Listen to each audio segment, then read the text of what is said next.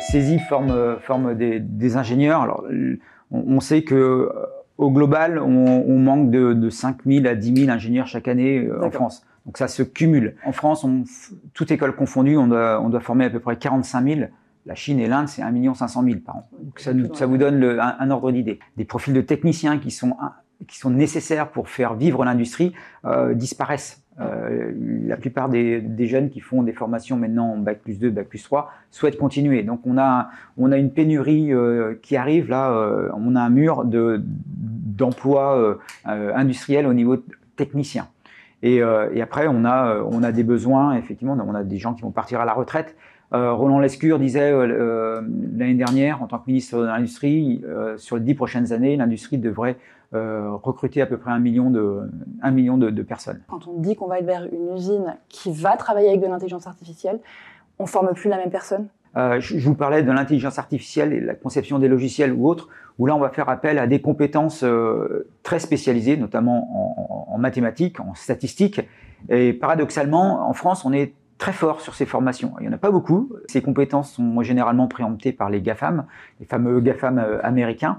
Et après, la problématique, c'est comment on forme tous les ingénieurs et les techniciens à l'intelligence artificielle appliquée.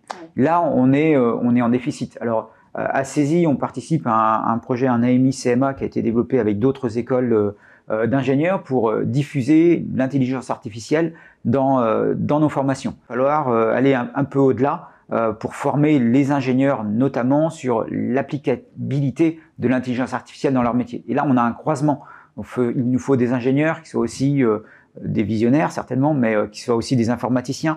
On travaille aussi bien avec des chercheurs qu'avec les opérateurs de ligne, en passant par les chefs de ligne, et chacun a son expertise à apporter pour concrétiser une innovation ou une transformation ou une intégration d'un processus ou un procédé.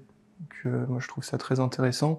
Et à travers les projets, on peut évoluer et découvrir d'autres métiers qu'on n'est pas forcément spécialisé en permanence sur un seul métier jusqu'à la fin de sa vie. On a des pépites industrielles en France. On a des pépites qui sont dans le domaine aéronautique, dans le domaine de la santé.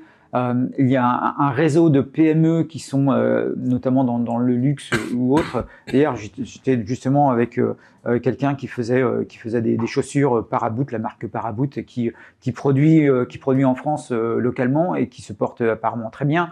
On avait un patron d'entreprise qui était dans la mécatronique et qui développait des équipements pour le monde entier. Donc, on a ces pépites là qui sont là et qui attendent effectivement que les jeunes les rejoignent.